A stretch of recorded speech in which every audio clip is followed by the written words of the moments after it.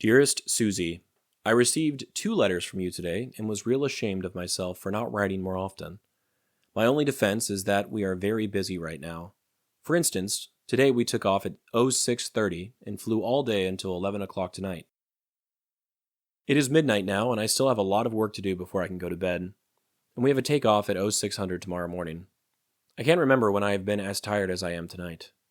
It was a profitable day today, though. As we were coming home, they called us on the radio and told us that the latest count was 125 VC killed, and I am sure there are many, many more. We had one man injured. He caught a bullet in the hand, but he is doing fine. We were working out of Soc Trang today, and on one of my breaks I was having a Coke in their officers' club, and Captain Hodgson came in. I said hello and told him that you had written about his wife. He seemed real happy to meet me, and said that his wife had mentioned you and me. He is a real pleasant guy, and we got along real well. We talked for about 20 minutes. I'm glad that you like your ring, but I'm afraid that I pulled a big boo-boo. I had intended for you to give the pillowcase to Mom, since I didn't send her anything. That is why I had all our names put on it. However, I forgot to tell you that, and since you like it so much, you go ahead and keep it. You did say you gave Mom some money, didn't you? I would have gotten you one of those made up too, but I didn't really think you would like it. I was wrong once, huh? Anyway, I'm glad you like them. I was glad to hear that you got that camera. I have been worried about it. Hurry up and get some slides made and send me some. You should be getting that box that I sent by boat mail pretty soon now. That burns me up about some kid beating Brian. It is too bad he has to suffer because of someone else's brat. I hope they got a piece of your mind. Well, I will close for tonight. I didn't run out of things to write for once, but I am pooped. Try to write more tomorrow night. I love you all and miss you very much. Sincerely, Bill. The following is the next part of a piece I wrote titled Fish, Pharmaceuticals, and Phil. I won't give much context. I hope you can piece it together on your own. I'll continue to provide parts during this month when there are days which have less to talk about. As with most everything else in this project, this is deeply personal and meaningful to me. I hope you enjoy. Kid 2 had been the closest to Tim and Lisa due to her stay at their house during the pandemic. They helped her take Zoom classes, introduced her to Harry Potter, which turned her into an avid reader, and did all they could to correct the issues she faced that resulted from her upbringing. For example, she was 9 when she first went to live with them, and still wet the bed. She did so often. Tim was afraid she was a diabetic due to her poor diet, and bedwetting was a clear giveaway for him. And eventually, instead of asking for help with it, she would hide her soiled clothes, hoping that Aunt Lisa wouldn't get angry and hit her like her mother used to. Tim and Lisa never hit her. Now, at the age of 12, she has started to face bouts of depression. Her foster father, who Tim and Lisa respect and think have been great to her, have been trying to get her psychiatric help from the state, but by the time they did, things were too little and too late. When the first counselor finally arrived to the foster home over a year after the first request, Kid 2 was asked if she ever thought about harming herself, which she said she did. The counselor immediately called the police, without the knowledge of the foster family, to Baker Act Kid 2. Due to the way the law is handled, the foster family was not allowed to intervene until the police got there. When an officer did show up, he would have the final say over whether or not Kid 2 was a danger to herself. The first responding officer is given the responsibility of this determination, and Tim told me they often don't have any special training for this type of thing. They are the same guys that give tickets for speeding. The foster father told Tim that the police officer who had her committed likely saw a little white girl with a black family and just naturally assumed something wasn't right. Tim and Lisa believed him.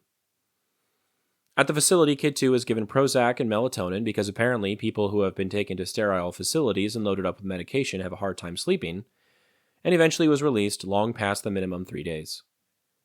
While there, she roomed with an adult woman and got home with knotted hair, since they aren't allowed to have combs in the facility because they are made from hard plastic, which can be sharpened and used violently. She has now been Baker Acted a total of 3 times. Each trip to the facility seems to be less effective than the one before. Where was the caseworker or guardian ad litem throughout all of this, I asked. Aren't they the ones who are supposed to advocate for the kids to the police and courts? Tim laughed at me. They're nowhere to be found. When she got out of the facility the last time, they called us a bunch. It was only to say that her foster father created an unsuitable environment for her to live in and ask us if we'd take her back. When I asked if he created an unsuitable environment for Kid 3, I got no answer. They just want to place the kids and be done with the whole thing. They don't actually care what happens to them. Her foster father and I think that they only say it's unsuitable because he doesn't want to give her the Prozac they prescribed and instead just wants to get her actual therapy to help her work through her problems. Why would they want to drug up kids? That's how her mom got started down the path she's on. After the third Baker Act, Tim started to think that Kid 2 wasn't actually suicidal and was just craving attention from her mother, hoping that eventually she would call and ask if she's okay. She hadn't yet. All of this has been immensely taxing on the family, particularly for Mary. She once explained to me how she saw herself in the kids. Being a second-generation Eastern European in the North, she didn't have a social safety net besides her family. Her father was the town drunk, and her mother, quote, got taken to the loony bin all the time. Eventually, her grandmother, who didn't speak English, reluctantly agreed to take her. Her grandfather used to beat her because she was a reminder of her parents. I can't give up on these kids because I know what they're going through, she once told me. The same thing happened to me, and if it wasn't for my sister, who was 16 years older than me, who could eventually afford to raise me, I don't know where I'd be right now. Tim now despises the state's systems. He loves the Republican government that the state of Florida boasts proudly, but hates the way that these types of social welfare systems operate. He associates these issues with the running list of things he hates that the government provides to people like Jessica, who he firmly believes don't deserve it. She abuses her kids and uses hard drugs, and still people like us pay for her cell phone, her health insurance, her food, everything.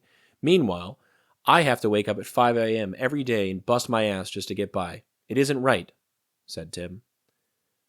Though paradoxical, Tim's relationship with the state government makes some sense. On a rhetorical or theoretical level, he believes in what the governor and state legislature are doing. The problems his family is facing, as he sees them, run much deeper than current administrations. Even though the state has been in his party's control for decades, still, it's the institutions themselves which are corrupt and broken. They've existed long before anyone around had any say over them, and the current legislative body has simply inherited an irreparable system. I've long had conversations with he and Lisa about how they could try to enact change.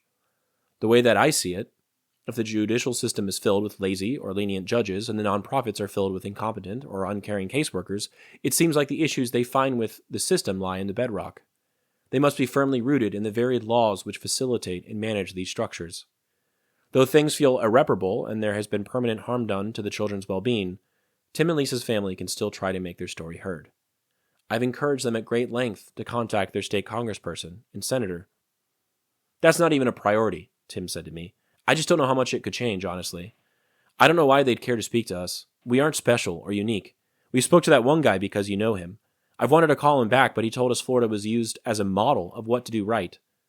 I can't imagine what all this is like in other states. If you liked that, please stay tuned this month for the next few parts of Fish, Pharmaceuticals, and Phil. The photo I chose for today shows a Huey parked.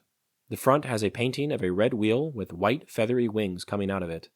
The side window holds a sign which reads, Road Service, with a fuel tank painted on it. Though not mentioned in this letter, it is a very interesting and detailed photo. Once again, hopefully showcasing the versatility of the aircraft.